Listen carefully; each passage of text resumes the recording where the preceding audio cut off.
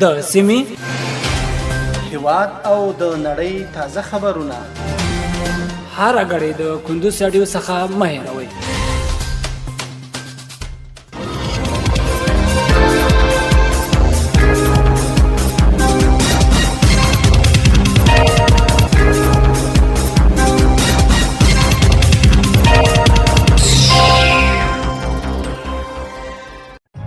السلام علیکم. د کندوز رادیو درنو اوریدونکو ستړي مشئ په مړم د کندوز رادیو څخه د دې سات تازه او مهمو وروستي خبرونو ته نن دوشنبه د جدي مرغومي 13مه د جنوري میاشتې 8 منټې سره سمون خوري. روانه خبري سات درته زه سایر احمد سایل وړاندې کوم، خو په سر کې هم د څو مهمو خبرونو سرټکی.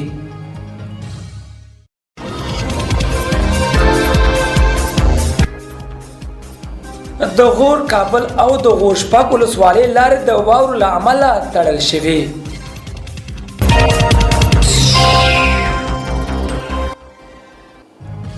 عباد وایي د ډاکټرانو او نور مسلکي کارکونکو د معاشونو د ډیرولو په تړاو هڅې روانې دي.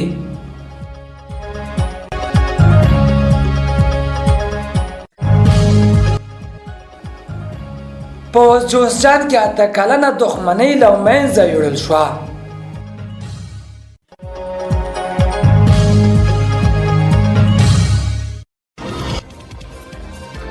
او په غزه کې 9600 ماشومان شهیدان شوي.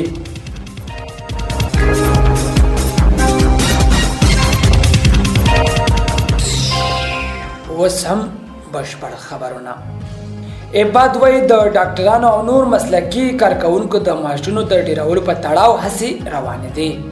د امیر روغتیا وزارت سرپرست ډاکټر قلندر عباد د کابل د تخصصي او ثالثي روغتون له ډیرنې متخصصو او سرطبیبانو سره وکتل.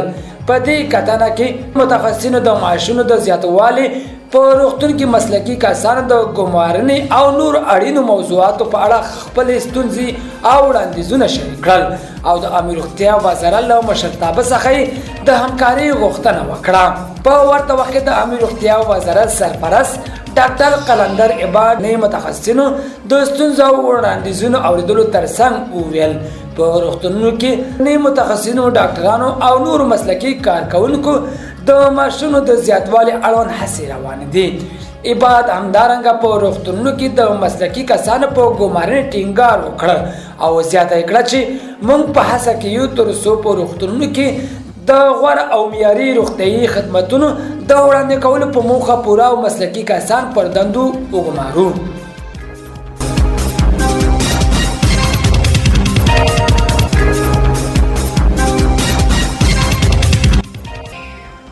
د غور کابل او د غور شپږ ولسوالیو کې لارې د واورې له امله تړل شوې. د غور کابل لویه لاره او د غور ولایت شپږ ولسوالیو لارې د واورې د ورخ له امله تړل شوې دي. په غور ولایت کې د اطلاعات او فرهنګ رئیس مولوي عبدالحی زعیم رسنۍ ته وویل چې تېره شپه د غور کابل پر لویه لاره د کوتل بکک او دغه راز د سیاکو سیمه چې له مرکز فیروزکوه سره د غور شپږ جنوب لویدیځې ولسوالۍ وصلوي د واورې د ورېدو له امله بند شوي. زعیم وویل چې سیمې ته د واورې د پاکولو ټیمونه تللي او د دغو لارو د بیا پرانیستلو لپاره کار روان دی. د افغانستان په مرکزي سیمو کې د غور ولایت چې اکثر لارې پاخې نه دي د ژمي پر مهال د واورو له امله تړل کېږي او خلک له ګڼ ستونزو سره مخ دي.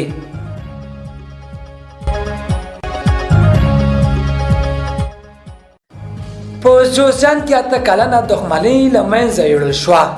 د جوزجان د سرحدونو قومونو او د قبایلو چارو ریاست مسؤلین وایي چې یاد ولایت د شبرغان په چارجافت کلي کې د دوه کورنیو ترمنځ 8 کلنه دښمنۍ اسلامي امارات او قومي مشران په منځګړیتوب له منځه وړل شوې ده.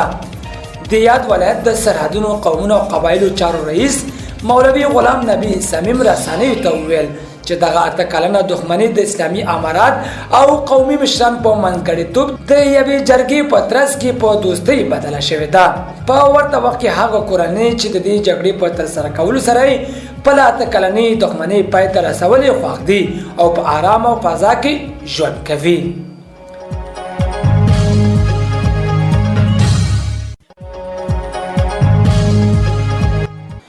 ترنو اوریدونکو په خبري سرویس کې وسم له هیواده یو بهر خبر غزه کې 9600 ماشومان شهیدان شوي.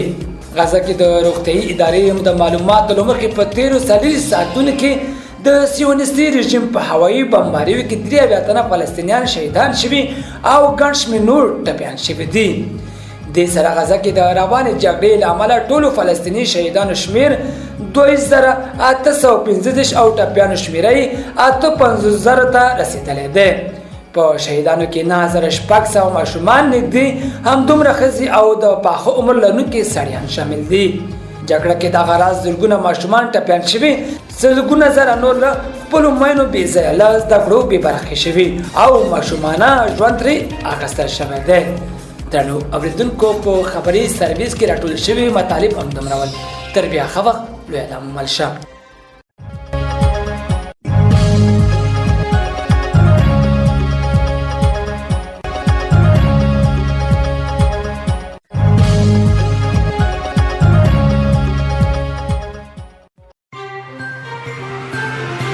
د سیمې هیواد او د نړۍ تازه خبرونه هر غړي د کندوز رادیو څخه مه هېروئ.